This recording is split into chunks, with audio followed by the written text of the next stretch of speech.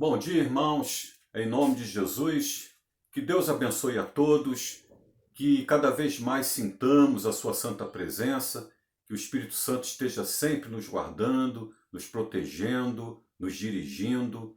Esse é o meu desejo e eu creio que é o desejo de cada um de vocês, tanto para nós como para as nossas famílias. Nós vamos fazer aqui uma reflexão na palavra do Senhor, no Salmo 14, o versículo 1. Leamos. Diz o insensato no seu coração: não há Deus. Corrompem-se e praticam abominação. Esse versículo nos fala sobre o ateísmo. O ateísmo é uma filosofia de vida. Aquele que esposa essa doutrina, essa filosofia, ele crê que o homem se basta. O homem não precisa crer num Criador. O homem passa a ser um fim em si mesmo. Ele passa a ditar o seu destino. Por isso, ao não crer em Deus, quer dizer que essa vida, ela não tem uma permanência.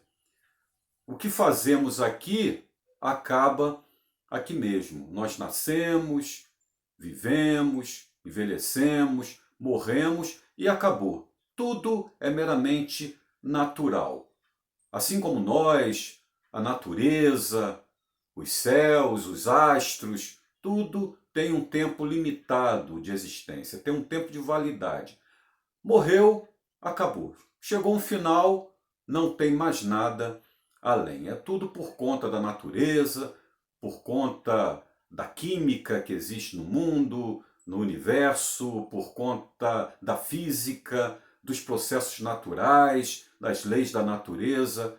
Morreu, acabou. Então o homem, ele se basta. O homem, ele é dono da sua própria vida. O homem, ele é dono do seu destino. Então é uma filosofia muito pobre, não é? Muito pobre. Comamos e bebamos, que amanhã morreremos. E Deus, segundo a sua palavra, ele olha para essas pessoas e vê que essas pessoas, elas são vazias, são ocas. E aos olhos de Deus, isso é abominação. É o que nós vemos aqui. Diz o insensato no seu coração: não há Deus. Corrompem-se e praticam abominação. Então Deus chama essas pessoas de tolas, insensatas, nécias. Por isso que nós dizemos que não crer em Deus é falta de juízo.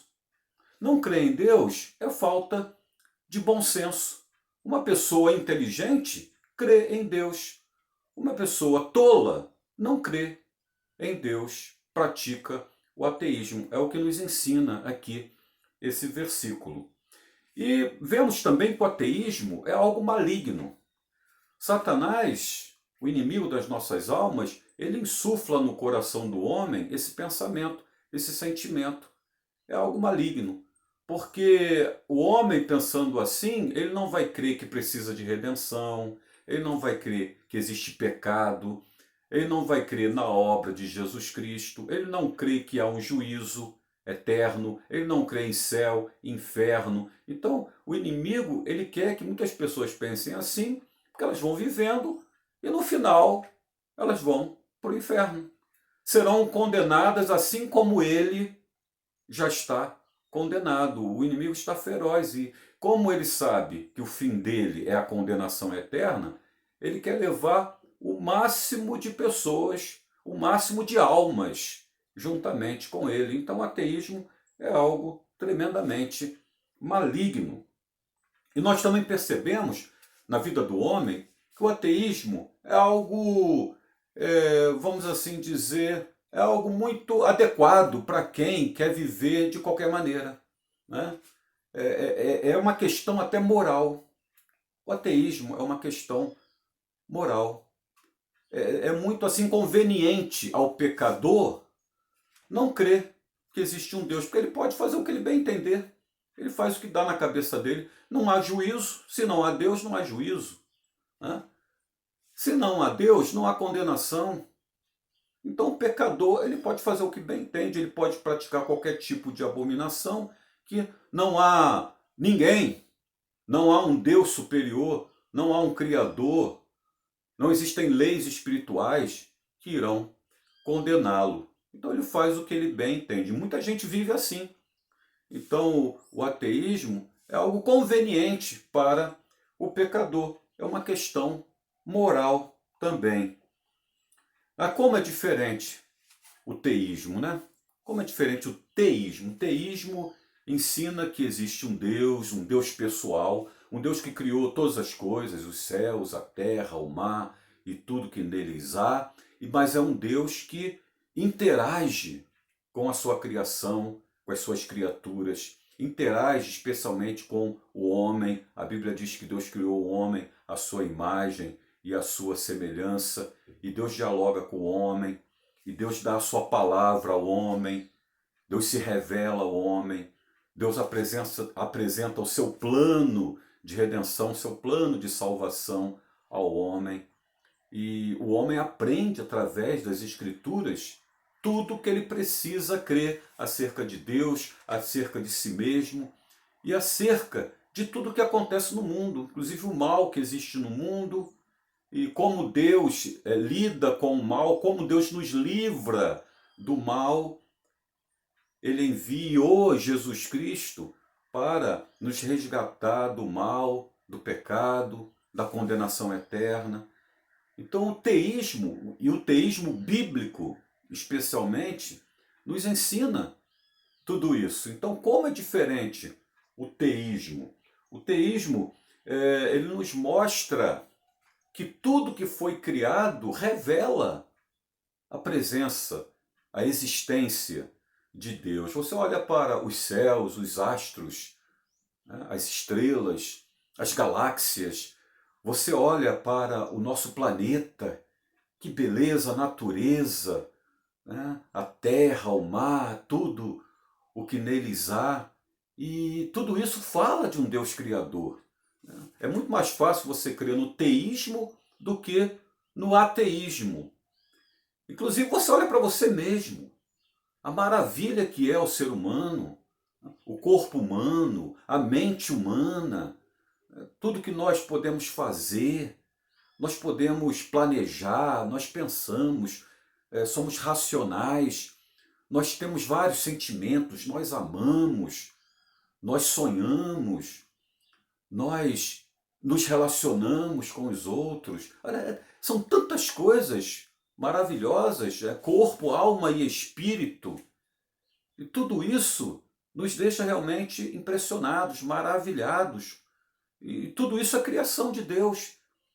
E aí nós passamos a glorificar a Deus, passamos a exaltar o seu santo nome, passamos a buscar a sua palavra, o que ele requer de nós, como é que nós podemos viver para agradá-lo, e passamos a adorar o Redentor, o Salvador, tudo isso no teísmo bíblico.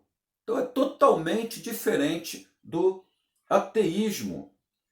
Eu estava falando aqui, né, da maravilha que é o homem, né? O ser humano. A Bíblia diz criado à imagem e semelhança de Deus, e muita gente vê tudo isso e não se sensibiliza, e não olha para o alto, acha que tudo veio aí ao acaso, nós somos frutos do acaso, nós éramos uma ameba, nós éramos um protozoário que foi evoluindo, evoluindo por bilhões de anos, e hoje nós somos isso aqui. Quer dizer, é um absurdo, é algo assim muito triste. Eu gosto até de fazer a comparação para que o ser humano possa compreender, né, essa obra divina no próprio homem. Eu faço a comparação com o computador.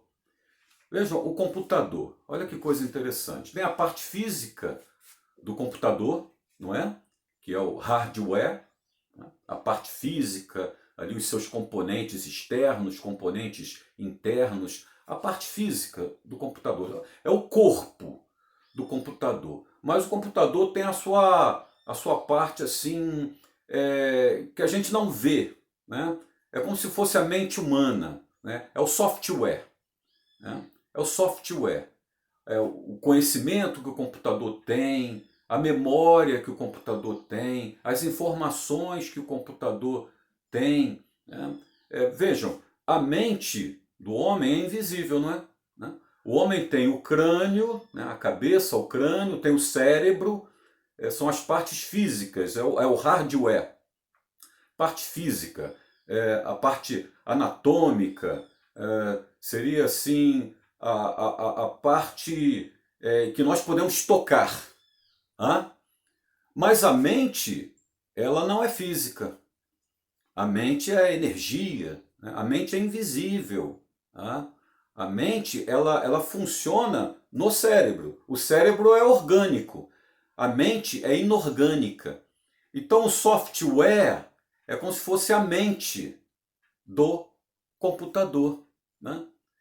Então vejam, nós temos o corpo, nós temos o cérebro e nós temos a mente. E nós temos racionalidade, nós pensamos, nós fazemos cálculos, não é? Nós escrevemos, nós aprendemos. E quem colocou tudo isso em nós? Deus. Deus colocou tudo isso em nós. Deus nos deu a alma, no grego é psique, né? A mente, a alma, psique. Deus colocou esse conhecimento, essa racionalidade em nós. É igual ao computador. Uma pessoa olha para o computador e vê as funções do computador, as maravilhas que o computador opera, não é? O seu software, a parte de conhecimentos e de memória que o computador tem, que faz vários cálculos, não é mesmo? Você vai acessar ali o computador, você consegue abstrair uma série de conhecimentos, mas alguém colocou o conhecimento no computador. Se uma pessoa olha um computador e vê ali as funções do computador e crê que o computador surgiu do nada, surgiu por acaso, essa pessoa é louca, né? Quer dizer, alguém colocou as informações, colocou o conhecimento, colocou aquela mente no computador. E quem foi? O seu criador, o homem. O homem. Então, da mesma forma, nós olhar para o homem, ver ali o homem, a matéria, o corpo, e saber que o homem tem um cérebro, tem uma mente invisível, e crer que tudo surgiu do nada, que tudo surgiu por acaso, então, obviamente, há um criador que também colocou tudo isso no cérebro humano, que deu uma mente ao homem. A Bíblia chega a dizer que aqueles que se convertem a Jesus passam a ter a mente de Cristo. Olha que maravilha. Nós temos a mente de Cristo. Então, isso é uma prova de que existe um Criador que nos formou e nos deu toda essa capacidade mental, intelectual, nos abasteceu com racionalidade. Quer dizer, nada foi por acaso, não foi assim do nada, né? Um criador fez tudo isso, da mesma forma como o computador. Eu acho interessante que alguém acha muito coerente, né? Muito coerente, muito pertinente crer que o computador foi criado.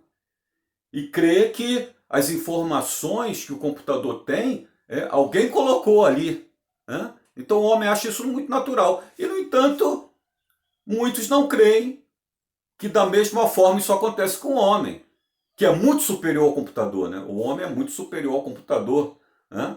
Então não crê que alguém fez o homem e colocou tudo isso na mente, né, do homem, né, no cérebro, e deu uma mente ao homem. Então é muito interessante, né, essas coisas, como é que pode ter pessoas tão nécias, tão insensatas, que não aceitam algo tão claro como isso.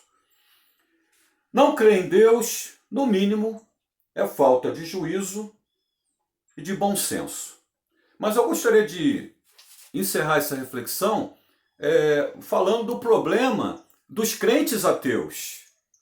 Quando a gente vê uma pessoa secular que não quer nada com a Bíblia, não quer nada com a igreja, não quer nada com o Evangelho, com Jesus, você até entende. Mas o pior é quando vemos crentes ateus, né? É o chamado ateísmo religioso. Parece um paradoxo, né? Um contrassenso. Mas não é crente? Como é que ele é crente e é ateu? Como é que pode? Eu explico. O crente ateu é aquele que confessa que crê em Deus, que existe Deus, que existe Jesus, mas vive como se Deus não existisse. Vive como se Jesus não existisse. Esses crentes praticam um ateísmo religioso, são religiosos, mas nas suas vidas práticas vivem como se Deus não existisse, como se Deus não tivesse uma palavra, vivem como se Deus não quisesse nada com eles, né? Como se Deus não tivesse mandamentos, orientações, leis que devem ser cumpridas. Vivem como se não precisassem dar testemunho nenhum, bom testemunho nenhum. Então vivem na prática como se Deus não existisse, como se Jesus não existisse. Esse é o pior ateísmo, creio eu. É o ateísmo religioso. Os crentes ateus, né? Praticam uma religiosidade, mas nas suas vidas diárias vivem como se Deus não existisse. Portanto, que essa palavra venha trazer esclarecimento ao seu coração e também advertência, né? A palavra de Deus sempre nos adverte, sempre nos exorta, mas para o bem, para que possamos ser crentes melhores, para que possamos ser homens e mulheres de Deus melhores e possamos viver realmente para a glória de Deus, testemunhando do Senhor, testemunhando de Jesus, anunciando o Evangelho e fazendo com que muitos ateus, como nós vemos aqui no Salmo 14, versículo 1, venham se arrepender do seu ateísmo, venham aceitar a palavra de Deus, reconhecer que existe um Deus Criador e esse Deus Criador tem um plano de redenção, de salvação por meio de Jesus Cristo, o nosso Senhor. Que Deus nos ajude, que Deus nos abençoe e que essa palavra esteja sempre falando aos nossos corações, em nome de Jesus. Amém.